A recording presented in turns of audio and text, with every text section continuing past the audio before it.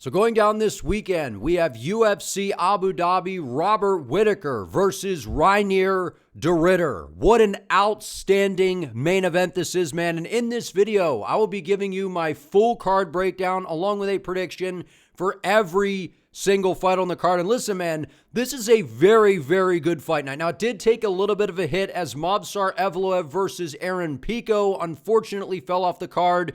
But from top to bottom, this is still a very, very good card, as we also have what is now the co-main event, Petr Yan versus Marcus McGhee, which this booking, I thought it was a joke the first time the rumors were going around, but stylistically, super intriguing matchup, and we just have some really interesting bouts all over the card, and the one that just might be the most intriguing fight on the entire card is Bryce Mitchell versus Saeed Nurmagomedov. Bryce Mitchell moving down to 135 pounds, and we see fighters do this. They need a change of scenery for themselves. Things aren't going their way in their weight class, so they move down or they move up. In this case, Mitchell is moving down. We'll see if it pays off, but top to bottom, man, I think that this is going to be a very fun card. We got some really fun matchups, but let's hop straight into this thing with the very first fight of the night between Martin Buday and Marcus Buchecha. Now listen, this to me is a very straightforward matchup. Look, Martin Buday, he's just kind of a blob in the heavyweight division. That's the reality here, right? What we've seen from Martin Buday is he's just kind of a big blob that moseys forward. He's got some power, right, as all heavyweights do, right? We saw him beat Jake Collier, got the submission win over Josh Parisian, but I mean, Josh Parisian, I know he's one of the legends of the heavyweight division, but come on, dog. And they got absolutely starched by one of the greatest heavyweights we've ever seen in Shamil Gaziev. So I don't blame him there. And he's riding a 2-fight win streak, right? Beat Andrei Arlovski by split decision. And then he did get a win 3 months ago. So I like the momentum that Martin Buday has. And I think on the feet, like, he's better than some of the other blobs, but he's still blobbing it up, man. Like, we got to keep it a buck. And on the other side, this just is so simple, man. Marcus is a very, very, very, very, and I mean very to the 20th power, dangerous grappler. And all you need in the heavyweight division, you see Walter Walker just a few fights ago, he was ooga booga, bumming forward, landing some shots and getting, losing the decision by Lucas Dresky. And now he's riding a win streak, heel hooking everybody.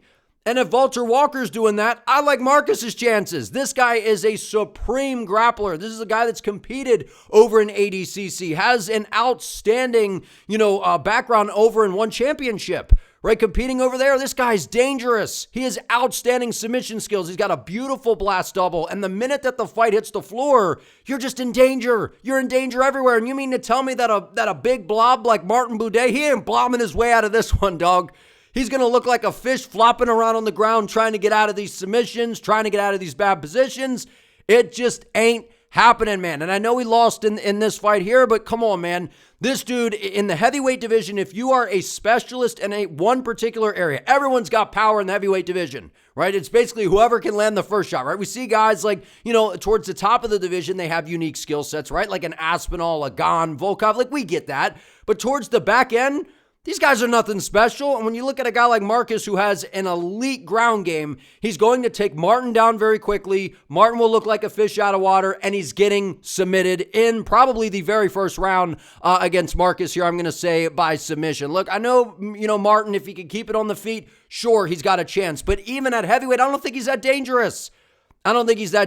We see Walter Walker out there, and he's showing if you're really good in one particular area, especially with the grappling. We know a lot of heavyweights, it's like they don't even bother to train their ground game. And against Marcus, you ain't sliding in this one. Marcus comes in, has a successful debut. I got him by first round submission, and if it ain't in the first, I think it'll be in the second. Too good of a grappler. Moving on, we have Muhammad Yahya versus Stephen Nguyen.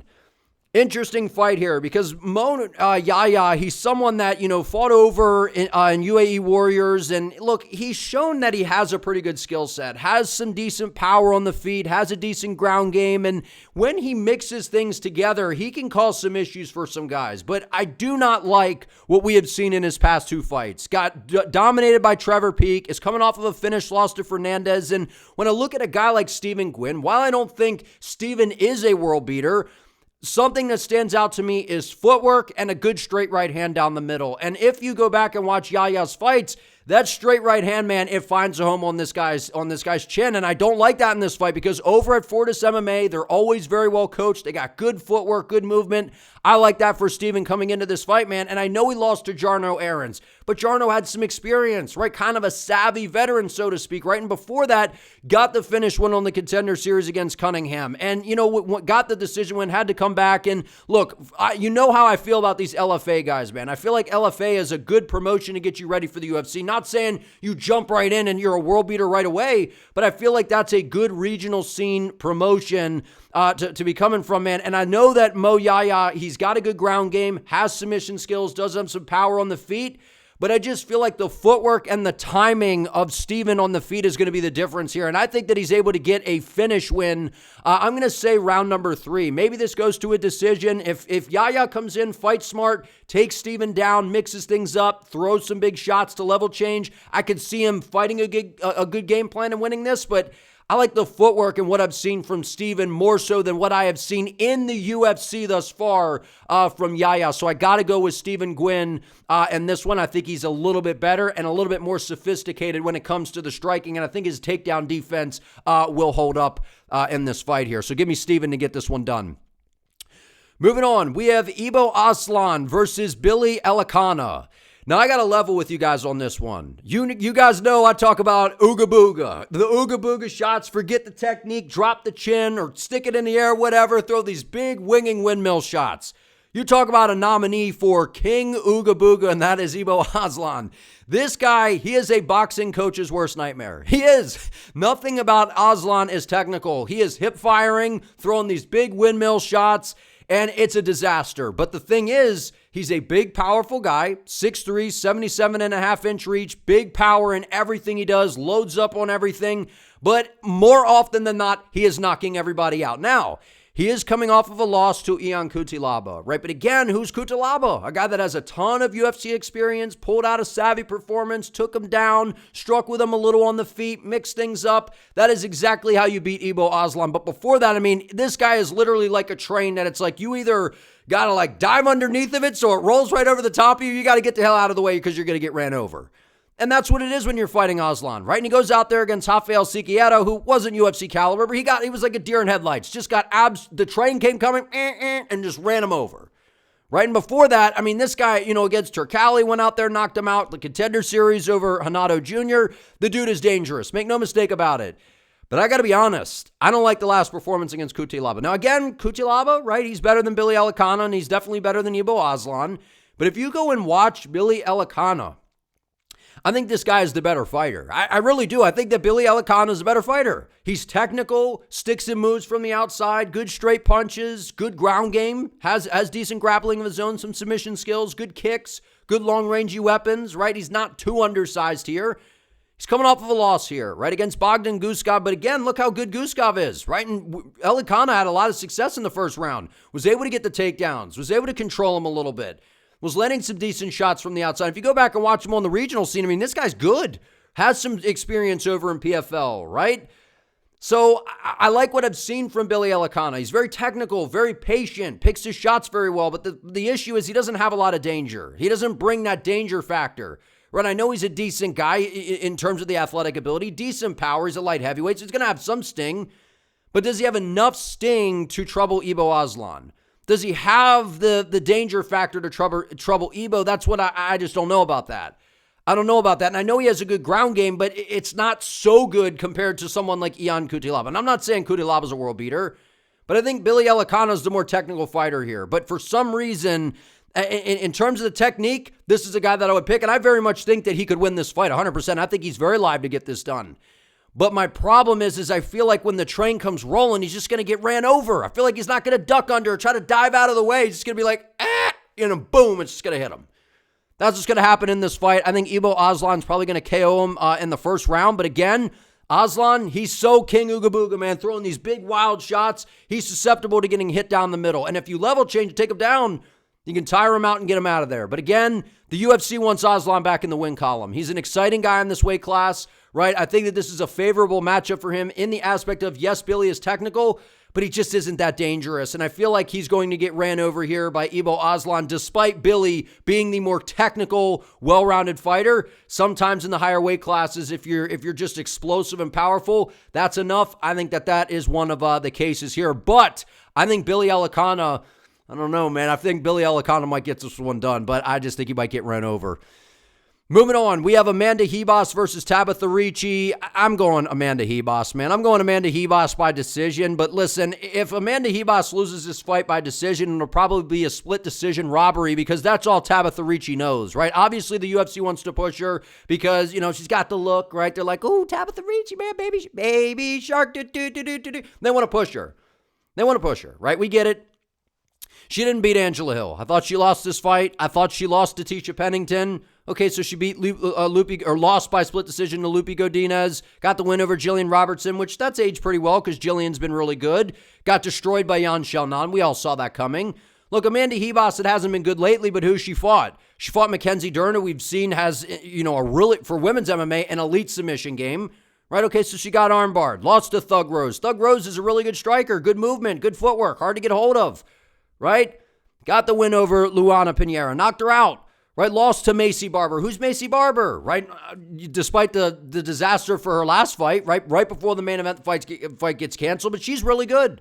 Macy Barber's really good, right? And then beat Viviane Araújo. That has Viviane Araújo clearly, I think she just got cut recently, if I'm not mistaken. But listen, Amanda Ribas is better. She's better on the feet. Her ground game is serviceable enough. The only way Tabitha wins this fight is by pushing her up against the fence and just kind of stalling the clock, winning minutes. Tabitha's not dangerous. Sure, she has a decent ground game, solid jiu-jitsu skills, but is it better than Amanda Ribas? I'm not so sure, right? I'm not so sure. Ribas has a 5-inch reach advantage. Give me Ribas to get this one done. And again, if Ricci wins, it's probably going to be by a damn split decision that rolls her way. But Amanda, at this point in her career, I still think is a better fighter than someone like Tabitha Ricci. Don't get lost in those past couple losses because that's good opposition. Okay, moving on. We have Damon Blackshear versus Davy Grant. I love this fight, man. I think that this is one of the better fights stylistically on the card in terms of intrigue because, look, Davy Grant is someone that I feel like he is just an underdog.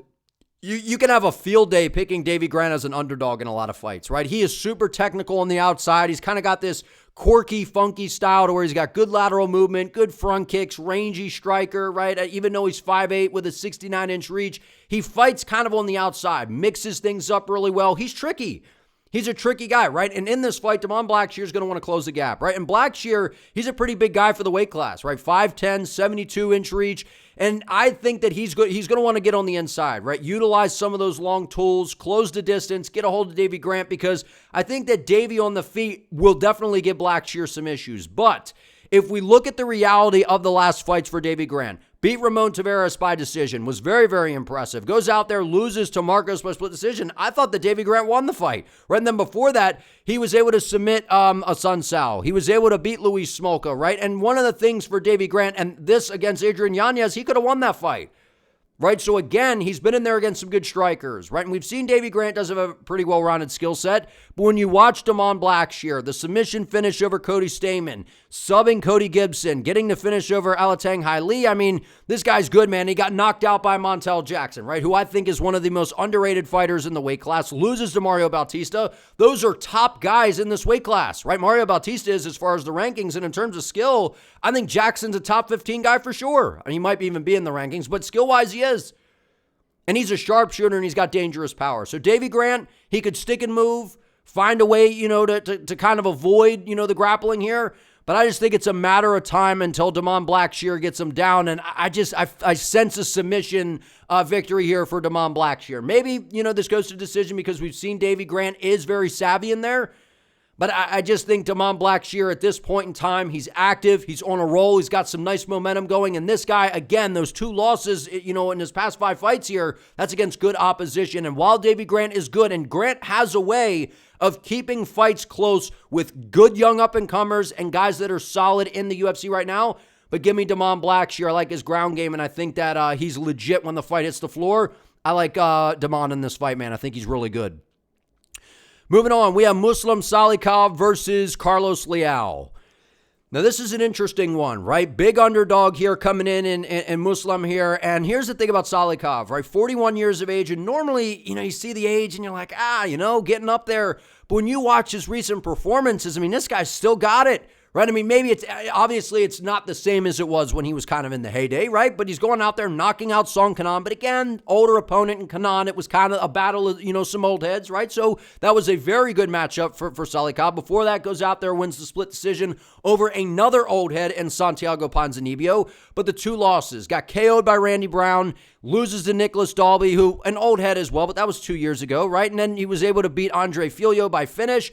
That is the pattern with Muslim, man. He is dangerous on the feet. He's kind of a hard guy to predict. His timing, he snaps things up out of nowhere, and he's got power. And that's the thing. When you see these guys that got that super, karate-esque style where they're very nimble, shots just come flying out of nowhere. And a guy at 41 years of age, I'm not saying he's Wonderboy Thompson. That's a fight I would have loved to see, is Wonderboy versus Salikhov.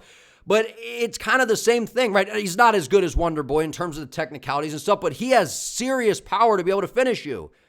But this matchup here, for me, it's a rough one, right? Because Carlos Leal, this guy was over in the PFL, who spent some time in the PFL, right? Lost to Buday, who, that guy is a super long and rangy guy, right? So a hard guy to kind of deal with in terms of the range, but split decision, right? And I thought that Leal could have won the fight, right? And then over in UAE Warriors, gets a KO over in LFA, comes in, makes his debut to where he won this fight, man. This was a brutal robbery against Fakhretdinov, and I picked Renat to win the fight, and I thought he clearly lost. Carlos Leal won that fight, then goes out there and starches Alex Morono.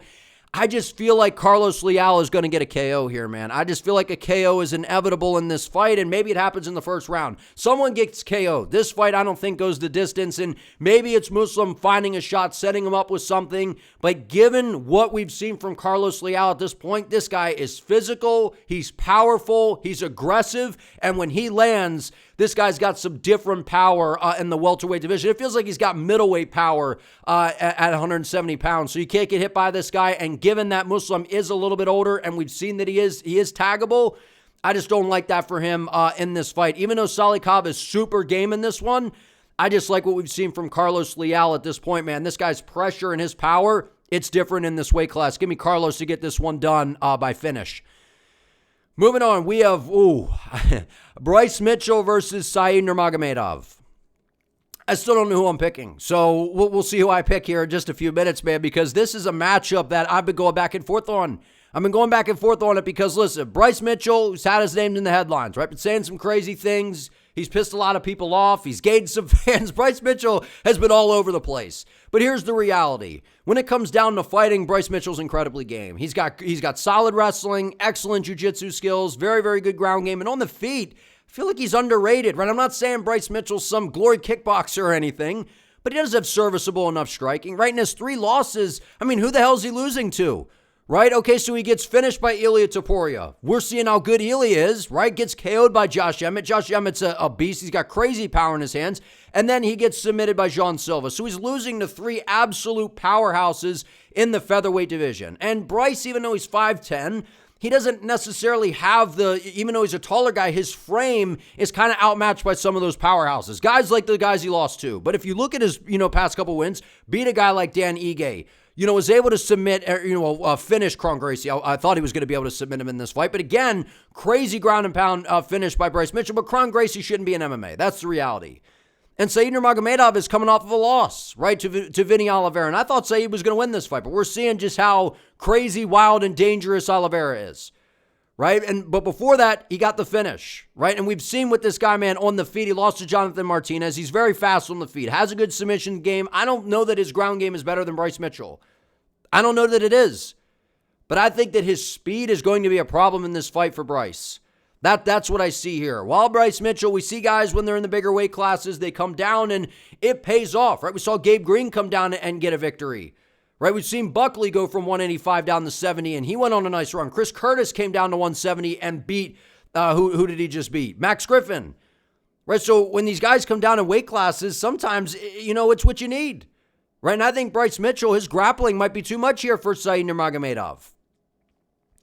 But given what we've seen so far, dropping down when you're in the lighter weight classes sometimes can be a little bit more interesting than the higher weight classes because you got to deal with the speed factor. And a lot of these lighter guys are super well-rounded.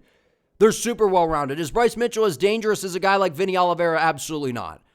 No, he's not. But again, different skill sets. Bryce has the grappling, right? And does Saeed have the power that those other guys have to really deter Bryce Mitchell? No. But again, is Bryce going to be kind of compromised given that he's dropping down in weight, right? The chin, the durability, the cardio, any of those things, right? I'm not saying it is. Those are just things to consider. I got question marks. But I think Bryce Mitchell wins this fight, dog. I think Bryce Mitchell wins this fight. No.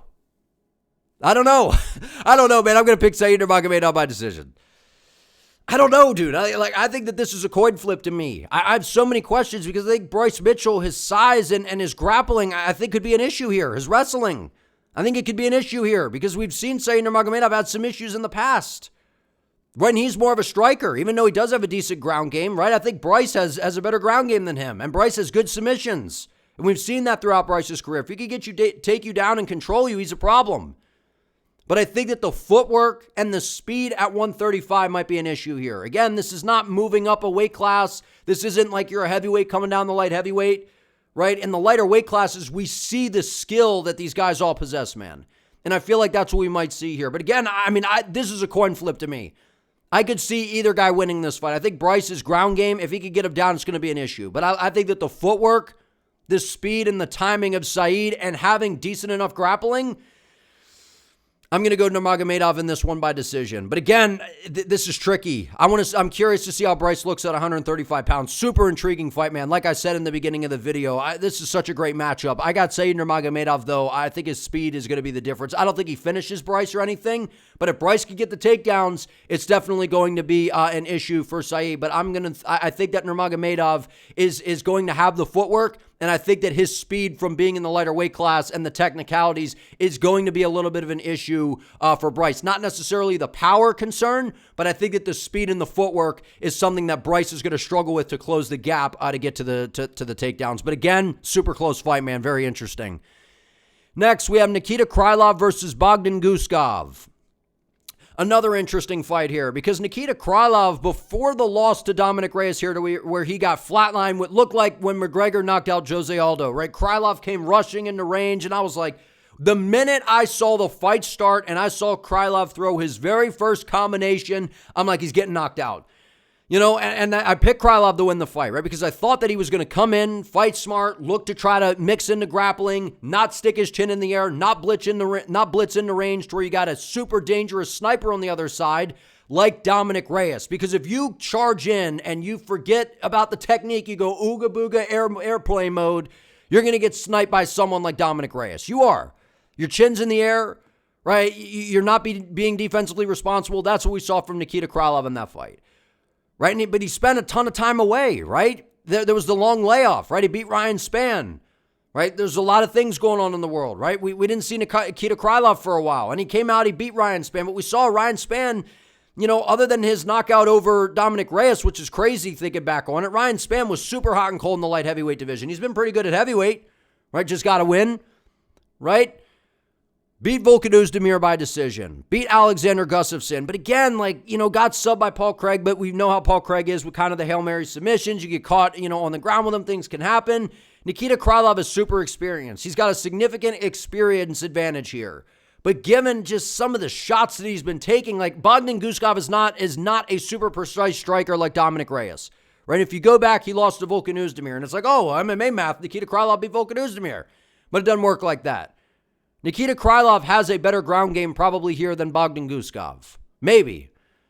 Right? But we haven't seen Krylov mixing things up super well. And even when he does, it kind of looks like a disaster. And on the feet, he's getting clipped. Right? And at 33 years of age, he's got a lot of miles on him, right? He's got 40 pro fights. 40 pro fights, right? And Bogdan Guskov got the KO over Zach Palga again. Right? KO's Ryan Spann. Still impressive, right? Goes out there, gets the submission victory over Billy Elekana. Has not fought the competition that Nikita Krylov has without question. But I do not like the way that Nikita is charging into range these days, dude. And if he doesn't fix that, he's getting knocked out in this fight. And I'm going to go off of what I saw in his last fight in terms of He's going to be probably charging into range. I don't expect a ton of level changes. And even if he does, we've seen that Guskov, even though his ground game kind of looked meh, right, against Volkan Oezdemir, we're seeing that he's improving, right? He's 32 years of age. I've seen some improvement in his game, right? And he's got the momentum on his side, and he's got dangerous power, right? And he's an underdog coming into this. I like Guskov to get a KO here. I'm going to say a first round KO for Bogdan Guskov. Maybe it's in the second round. Maybe this extends. Maybe Nikita Krylov comes in, fights a smart game plan, gets the fight to the floor, and he's able to impose the grappling on Guskov and be better in that area. But given the long break that we saw from Krylov coming off of a brutal KO loss, which was, what was that, back at UFC 314? I don't know what kind of Krylov we're going to see here. And I don't like how he charges into range with his chin in the damn air. Even in the Span fight, he was getting clipped. And if you're getting clipped by Bogdan Guskov and a guy that has serviceable enough grappling from what we've seen, I feel like it's a disaster for Krylov here. I feel like it is. Maybe I'm writing off Nikita because of his last performance, which I understand Dominic Reyes is super, super lethal, super good on the feet, super technical. But I think Guskov isn't as technical as Reyes with the striking, but he's still got dangerous power, and he's smart with the way he throws his shots. You blitz into range, he'll time an uppercut, he'll time a right hand. He gets his head off the center line, right? Anthony Smith here. Anthony Smith's making a comeback. Give me Bogdan Guskov by KO. I don't like the way that Krylov is charging into range with his hands down, charging out like Superman, hands extended, chin on a platter, just waiting to be countered, even got rocked in the Ryan Spann fight a little bit. I don't like the defense of Nikita Krylov, and if you go in there against someone that does have decent technical striking in this weight class, it's just a recipe for a disaster. And make no mistake about it, Reyes is better than Guskov as a striker. I'm not comparing him when it comes to the striking. Just given how reckless Krylov is throwing these days, I don't like it at all. And I don't trust it coming into this fight. Maybe he shows me something different. Fights smart, mixes in the grappling, doesn't charge in with his chin up in the air, but that's kind of what Krylov does, man. And given that he's got some miles on him at this point, I feel like this is a good time for Guskov to get this fight. Give me Bogdan by first round KO. Next fight, we have Almabayev versus Jose Ochoa. I love this fight, man, because Jose Ochoa, I picked him to beat Cody Durden by finish in his last fight, right? I knew that coming into that fight, it was, look, Jose Ochoa has shown us that he is improving, right? He's a young guy over at the Shoot to Box Academy. He's 24 years of age, super dangerous striking, good combinations, good kicks, good footwork, and just very, very aggressive. That's how a lot of the Shoot to Box guys are, right? They're not really worried about getting taken down. They have a good guard. They like to play kind of the jiu-jitsu game, but that's not really an option in this fight here. At least I don't think, right? Because what we've seen from him, right, he lost to Loner Kavanaugh, one of the better prospects in the flyweight division, who's very, very good on the feet, right? But before that, this guy's got good subs, right? We've seen that, right? And he can knock you out with that beautiful straight left hand that he throws perfect, nice and tight down the middle. I think that's going to be his go-to weapon here. He's going to try to pressure Osu, try to force the shots out of him, and try to dictate the pace to anticipate the takedowns, because that's what Almabayev's going to want to do here. He's absolutely going to want to get this fight to the floor, mix things together. But if you look at what Osu has done recently, submitted O'Day Osborne, who again, what is that? That's a southpaw striker, right? A guy that's, say what you want about O'Day Osborne, he's pretty good on the feet. He's pretty good on the feet, right? So he goes out there, subs him, beats CJ Vergara, beats Jose Johnson, who's, was way too big for the weight class. I don't even know how he was making the weight class, right? Goes out there, submits Nicolau, and he's coming off of a finished loss to Manel Kape. Now, again, whenever he can show up, whenever he can make it to the dance, Manel Kape is one of the best flyweights in the world without question. Super skilled, one of the best strikers for sure in the flyweight division, and I think one of the better strikers in the UFC when Manel Kape actually shows up. I think Almabayev is going to win this fight. I think he's going to win this fight by decision, but I do see a scenario to where if he is not able to get Jose down to the ground, it's going to be a problem because Ochoa is better than him on the feet, right? And Ochoa's not as good as someone like Manel Kape, but there's some things he can implement. He's got power in his hands. He's got good kicks, good timing, right? Slides in and out of range really well. He's got a 2-inch reach advantage here, slightly taller. I like that for him in this fight, but what I don't like is I think that this is a big step up for him, right? Again, he could go out there and just show us he's that damn good, and I picked him to beat Cody Durden in his last fight because I was favorable, right? Durden, decent wrestling, but not a lot to go with it. Almabayev, he changed things together pretty well, and I think that he's pretty decent on the feet to where I'm not saying that he's better than Ochoa, but I think he can hang. And again, when you kind of have I don't want to say a super even style on the feet because Ochoa's more dangerous on the feet, but Almabayev can strike with him a little bit. and then the grappling threat in your back pocket to threaten that, mix things together, I think he's just going to scramble the brain of Ochoa in this fight. Give me Almabayev by decision. I think he mixes things together, gets to the takedowns, and is able to win some minutes in this fight. I think Ochoa gets this one done by decision. Moving on. We have Shara Magomedov versus Marc-Andre Barriault. Give me Shara by, I'm going to say, second round knockout. Listen, I know that Marc-Andre Barriault is coming off of a crazy finish victory over Bruno Silva, right? Where I said coming into that fight, it felt like whoever lost was probably going to get cut from the roster, right? It felt like the guys were fighting for their job, and I expected to see a super dangerous version of each other, and man, did we see a super dangerous Marc-Andre Barriault in this fight. Super dangerous. Put a dent or something in Bruno Silva's skull. It was, gruesome. Right, but before that, he got the win over Eric Anders, but, we've seen with Eric Anders, right, especially towards the later part in his career, kind of a basic fighter, to be honest, right? Loses to Chris Curtis, right? Gets starched by Joe Pyfer, gets starched by Dustin Stoltzfus.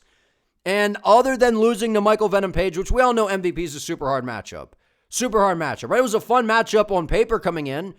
Right, and it was just, I thought, listen, MVP is way too slick on the feet. And if you don't have any grappling threat at all and you're just going to technically strike with him for 15 minutes or however long the fight is, you're in trouble. You're behind. MVP is like, he just mesmerizes, snake charms guys, right? It's like he's surfing in there. Super awkward timing. Hard guy to deal with. Right, but before that, Shara's just been on a roll, dude. Right, and he beat Bruno by decision. KO'd Trockley. But again, Trockley was having some moments, walking him down. Michal Oleksiejczuk by decision.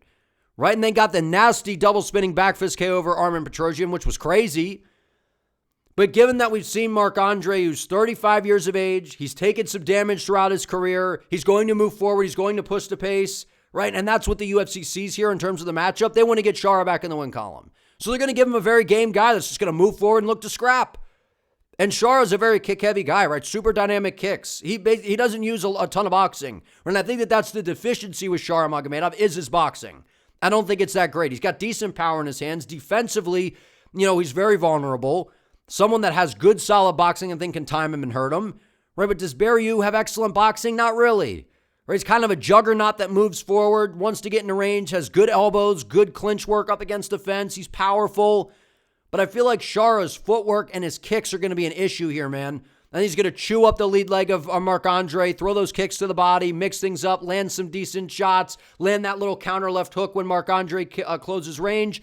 I think that this is kind of a showcase type of fight for Shara to where he could just let the kicks loose, throw out some creative things, and eventually something will clip the chin of Barriault and put him out. But even if he doesn't, I think that he outworks him and outstrikes him. The kicks will add up, and he will win a decision. Give me Shara to get this one done. I just think he's the better fighter overall. But again, if Barriault comes in, fight smart, looks to grapple, things could definitely get interesting. But with a kick-heavy approach, whippy, fast kicks like Shara, I don't know, man. I think that this is a hard fight for Marc-Andre Barriault. But again, I think that Shara's a little overrated. While he's very technical in terms of the striking, got good striking, if you can take away the kicks, get in the range and crush the space, push him up against the fence, there's definitely opportunity for Marc-Andre to pull this off without question.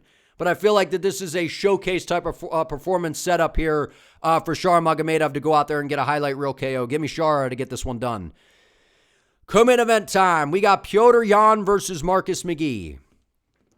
Now, like I said at the beginning of the video, whenever this was booked, I thought it was, I'm like, is this fake? Right? These rumors, this is just rumors. This ain't going to happen, right? Why would Petr Yan take this fight, right? Unless he's trying to stay active, right? Nobody else towards the top of the division is ready, right? It's not some recycled rematch for him, whatever. I'm like, I was expecting like a Sean O'Malley rematch, right? Or maybe an Umar Nurmagomedov type of matchup, something like that, right?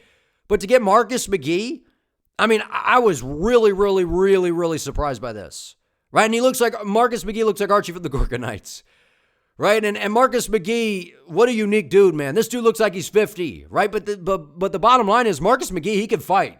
Training over at the MMA lab, right? Good boxing, good striking on the feet, southpaw, super explosive, good speed, decent grappling, right? In his last performance against Jonathan Martinez, I was impressed, right? Especially the first two rounds. In round 3, it seemed like things were getting a little hairy. But again, we've seen that Jonathan Martinez, he's a leg kick spammer. He'll chew apart your legs. He'll eat a couple shots, when it comes to the boxing, just to land one of those kicks because he can leg kick TKO you. right? But before that, I mean, who's he beating, right? Gaston Bolaños, right? Beating JP Bays, subbing Journey Newsome. I mean, beating Luciano Ramos, Nate Diaz's boy. He hasn't fought anyone near the level of competition as Petr Yan. Right? And I say Petr Yan, it's like, he's like Picasso in there. It's like going into, the art museum. You see a famous painter in there, just, the nice brush strokes, man. Some green, woo! Some blue, some red, some yellow. I mean, Petr Yan is an artist. He's a wizard in there. A technical magician when it comes to fighting. Really, really good wrestling as well. Underrated, I think. I don't think people give him the credit that he deserves for that. Outstanding boxing. One of the best boxers in the sport. Master of sport in boxing. But to combine with that, I mean, he's got excellent boxing skills smashed together with world-class Muay Thai skills. Dynamic kicks. Switches stances very well. Probes with that lead hand. Good high guard. Baits you in with the high guard. You throw, he counters with 2-3 shots. We saw what he did to Jose Aldo to win the title. Right? We saw him go back and forth with Sean O'Malley, who's a better striker than Marcus McGhee. Right? And yeah, these losses, we all know about this stuff, right? I thought he beat Aljamain Sterling, right, the second time. And the first time he was whipping his ass until the great acting job by Aljo. Right? Grammy Award winning. Or ESPY, whatever they hand out for great actor. I don't know, right? The Sean O'Malley fight could have went Jan's way. Gets 50-45 by Merab. Still haven't forgiven Merab for that. Right? Merab's a horrible matchup for him, stylistically, right? But he's stacked up too. Goes out there, beats Song Yadong. Goes out there, beats Davis and Figueiredo. Put on a masterclass, right? That was 5 rounds. Which that's a big factor coming into this. It's 15 minutes. And the moment this got announced, I'm like, Marcus McGhee's getting destroyed. Masterclass by Petr Yan incoming. But then it's like, okay, this is going to be 3 rounds. And we've seen with Petr Yan, he was better about it in the Song Yadong fight. But Petr Yan likes to build his reads. He likes to fight very technical, very smart, very patient, and he kind of has that boxer's approach to where early on he doesn't want to really throw any caution to the wind. He doesn't want to get out of position. He wants to build and start to make those reads and then comes out in round 2 and 3 and starts to implement the game plan, the pressure, and start to find those shots that he was, the reads he was building in round 1. Which that's an issue in 3-round fights because you could get behind. Right? If you drop around and then you got a hairy round somewhere in there, you could lose by split decision. You could lose a close call. So that does concern me that it's only a 15-minute fight. But skill for skill, Petr Yan is head and shoulders above Marcus McGhee, man. I'm going to go Petr Yan by decision here. I think if you're having some issues with the leg kicks of Jonathan Martinez, Petr Yan's going to be throwing the kitchen sink at you, man. And you're going to be guessing all night long. He's a better boxer than Marcus McGhee, a way better kicker, a better grappler, a better overall fight. He's better than Marcus McGhee everywhere. It's the only fact that, yes, Marcus McGhee does have danger when it comes to the striking. He's got good speed, good power. He's not a better striker than Yan, but again, it's a 15-minute fight. It's a 15-minute fight. So against Yan in 15 minutes, if you have competent striking and you have a good skill set, you can cause him some issues. But here, I expect Yan to show levels. I'm expecting a 29-28 or a unanimous decision for Yan. Again, if he comes out really slow, I could see maybe Marcus taking that first round. But if Marcus does not win the first round, Yan will clean sweep him here. Yan will show levels. I think that he will punk Marcus McGhee in this fight. This will be a mixed martial arts masterclass by Petr Yan. Excellent sweeps, trips, nasty kicks to the body, good leg kicks. Once he starts to get the rhythm and the timing with the boxing, I think Marcus McGhee is cooked. Maybe we see a Yan finish, right? But the reality is, I always point this out and people get mad. Jan's not really finishing people, man. He just isn't. He's putting on these master classes, but he's not really finishing anybody, right? At least it's been a while since we've seen one. Couple years, right? I think Yan goes out there, mixes everything together, and it's just way too much for Marcus McGhee at this point in his career. But again, Marcus McGhee's 35, right? So time is kind of now. Big step up here. It's going to be a fun style clash, right? So at least that's, good for Yan here taking this fight. While it doesn't make a ton of sense, it's a fun style matchup for him. Petr Yan's an animal. I saw his training videos on, online, man. This guy's a savage, right? Every time he runs into someone, he's got a shadow box with him or sweep him or try to grapple with somebody. This dude's a menace. Dude's an animal. Give me Petr Yan, one of my favorite fighters of all time. One of the, most skilled fighters, I'd say, of all time. Top 5 is Petr Yan. I think that he just clearly outskills Marcus McGhee in this fight and wins a decision. Give me Petr Yan, one of my all-time favorites, man. Last but not least, we got the main event between Robert Whittaker and Reiner De Reidder. I hate that I got to pick this one, man. Because I've went back and forth on this for the past, ever since this fight was announced, because I'm like, look, Reiner De Reidder, I feel like it's like, okay, you know, yeah, he went out there and he beat Bo Nickal, hyped up prospect, and it was impressive. The way he folded Bo Nickal, was able to make him wilt, put the pressure on him. It was impressive because while Bo doesn't have a complete mixed martial arts skill set, he has the wrestling on his side, right? And he's shown that he does have power in his hands, even though he's not super technical. But it was clearly a skill advantage when it came to Reiner De Reidder. Experience, skill, Reiner is just clearly the better fighter there. He showed that. Marched him down up against the fence, the knees to the body. It was devastating. And before that, submitted Kevin Holland in the first round. You know, this was the one where it was like, look, I had high expectations for RDR coming into the UFC, and seeing him go back and forth and kind of what looked like a dogfight to where GM3 looked like a glory kickboxer out there. I'm like, man, I wasn't super impressed, even though he got the submission in round 3, which again, submitting GM3 is very impressive. But I don't know, I had super high expectations for RDR considering what we saw in 1. And I'm always cautious when guys come over from another promotion in the UFC. But here's the bottom line. RDR is the real deal. He is, right? He's a big physical guy. He's 6'4", got a 78-inch reach. And we'd seen Robert Whittaker struggle with guys that have a physicality advantage. That's the reality. Right, in RDR, he's fought in different weight classes over in one championship. 2-weight world champion. This is a big dude, man. Right, and I think on the feet, I mean, RDR is clearly outgunned by Robert Whittaker. Robert Whittaker is way better than him on the feet. Robert's got an outstanding jab, nasty right hand, good uppercut. We saw him, you know, when he landed that on Ikram Aliskerov. But again, that was way too much too soon for Ikram. Right, so again, Whittaker put it on him. And Bobby Knuckles is one of my favorite fighters, man. I love Robert Whittaker, and I'd love to see him get this one done. I'm rooting for him. This is a hard fight, man. This is a hard fight because the thing about Robert Whittaker is he struggles with these guys that have these big, you know, that are big, that can kind of push him around a little bit, right? Like I know he had moments against a guy like DDP, right? A big, strong guy like Cannonier, he went out there and easily beat, right? So it's not always that Whittaker has these issues, but RDR is used to fighting some big, powerful guys, and the losses were, I mean, those dudes in there, they were yoked out of their mind, right? So I feel like we had some things going on there with his opposition, right? And how fair were they being in those fights, right? RDR is a dominant force with the grappling, man. And his game plan is very simple. Crash you up against the fence, get to his trips, get to his sweeps, take you down, and that's an issue, right? Robert Whittaker could defend well against the wrestling, so to speak. But RDR, I mean, he's got that good high single. He'll drop you down to the mat. He can take you down out in space. When he gets that single, man, he's fast with it. And he's very, very powerful, very strong, very technical. And when he gets you down, I mean, RDR is a very, very, very, very good jiu-jitsu player. Excellent off of his back as well, but that's not where he loves to get into half guard. That's where he likes to work. Good ground and pound, starts to work for his submissions. He's got his arm triangles, and then he forces you to scramble, can find a darce, find an anaconda. Right, he could take you down out in space, which is kind of rare, right? He's not the most athletic guy. Big kind of dopey. I think he's a big dopey dude, man. His striking isn't that great, but up against the fence, his knees are nasty in the clinch.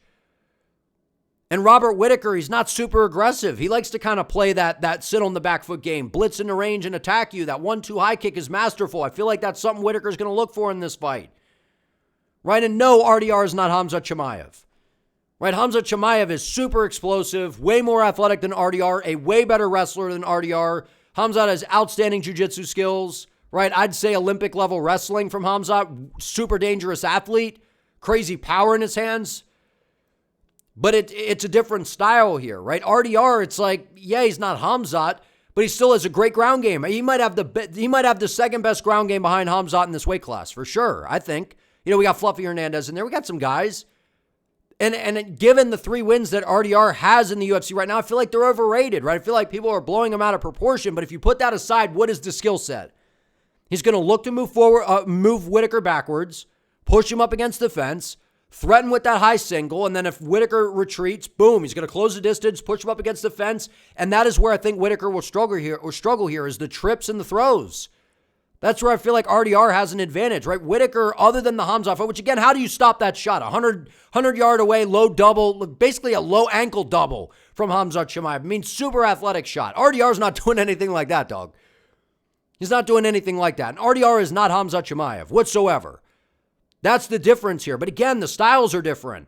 Khamzat's going to shoot that super fast shot, get a hold of you really quick, where RDR is just going to kind of overwhelm you with his tall frame, just get in your face, maybe eat a shot or two to push you up against the fence, trip you, sweep you, get you down, get to that high single, pull you down like it's nothing. That's what we've seen him do time and time throughout his career. If Whittaker keeps this on the feet, he's got a speed advantage. He's got a striking advantage. I think that his wrestling overall is really good. Don't let the Chimaev fight fool you. But I feel like that RDR right now, riding this momentum, given that he's fought in different weight classes over in one championship, like to me, I've been overlooking RDR, man. It feels like it's like when you got a super dangerous storm on the way. It's like you're a week out. You're like, it's just kind of rumors. Maybe. What's the forecast saying? Okay, right? Goes out there, beats GM3. Didn't look very good. Right? But again, showed some things, right? Okay, the signs are there. Oh, the storm's getting closer. Submits Kevin Holland in the first round. Kevin's a scrub. Okay. Then goes out there and destroys one of the top prospects in the UFC. Now the storm's here. But how legit is it? How big is the storm going to be? Because now you're facing the cream of the crop in the division, one of the most elite middleweights of all time in Robert Whittaker. Guy that's been fighting the best of the best. I think Robert Whittaker is the better overall striker, but when it comes to the grappling, I feel like that there's a gap here. In terms of the straight wrestling, Whittaker can hold his own. But RDR is not just going to wrestle, man. Right? He's going to push you up against the fence. Throw those knees to the body. Bring your levels down. Land some good short elbows inside. And again, when you're so worried about the grappling, it opens up the striking.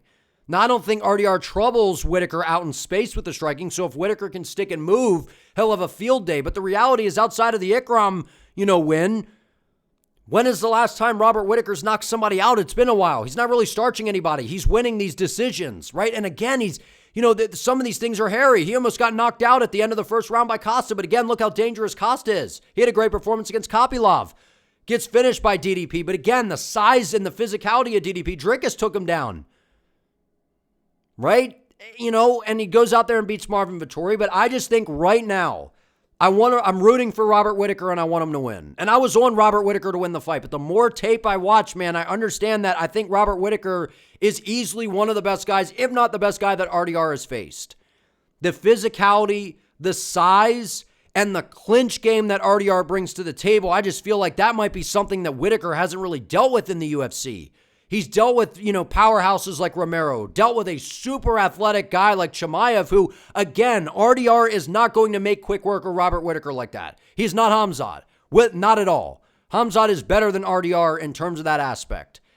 But RDR is different in the grappling sense. The way he gets things done, it's different. And I feel like he's going to play with the feet of Robert Whittaker in close, man. Kind of like how Islam does. When he gets guys up against the fence, look for those trips, the sweeps. Get you off balance. He laces your legs, drags you down. And man, if this guy gets on top of you, it's not just some guy. He's a big, strong dude that has technique. Loves to sit in half guard, which is a great position to be in. You can land good ground and pound. And if Whittaker tries to scramble too recklessly, he'll find himself in a submission. I'm having a hard time with this one, man, in case you can't tell. I'm stalling. But the bottom line is I'm going to go Reiner De Reidder. I think he gets a submission. I do. But I don't think it's going to be as easy as Hamzat Chimaev. Not at all. Hamzat Chimaev is a different animal. He's a fast starter. He gets in your face. Right? It took till, I think, round 2 for him to beat Bo Nickel, which, again, that was up against the fence. Right? Where he kind of folded him with body shots with the knees. So, again, this is 5 rounds. So I think if we get into rounds 4 and 5, Whittaker will take over. But I feel like at some point, RDR is going to really cause some issues on the ground for Robert Whittaker. And the physicality, the strength, and I feel like if he's able to get into that half-guard position, he's able to get Whittaker down, I think Rob is going to have a hard time getting back up, man. When this guy's on top of you, it's a problem. When you scramble, you got to be careful because RDR is very, very, very game on the floor, man. He's a very, very game jiu-jitsu guy. And when he finds his opportunities, he takes them and he gets guys out of there. So again, if it's stuck on the feet, the footwork, the speed advantage, and the skill, kind of being that light guy in there that Whittaker is, it just might be too much for RDR. But we're going to find out. But given what we've seen, I'm not even thinking really so much about the Bo Nickel fight, right? Because looking back on it, it's like, okay, right, Bo Nickel, there's holes there. Overrated.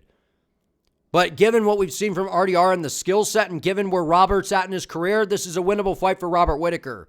But the way that RDR likes to get things done, I can't help, man, I just can't help it. I feel like it's just going to be trouble for Whittaker, man. The clinch work, the fence game that Whittaker or that De Reidder plays, think he's going to be a problem here for Bobby Knuckles, man. It's sad because I really like Robert Whittaker, dog. But if you guys enjoyed this video, please give it a like. Let me know what you think down in the comments. And don't forget to subscribe to the channel so you do not miss an upload. I would appreciate it. See you next time.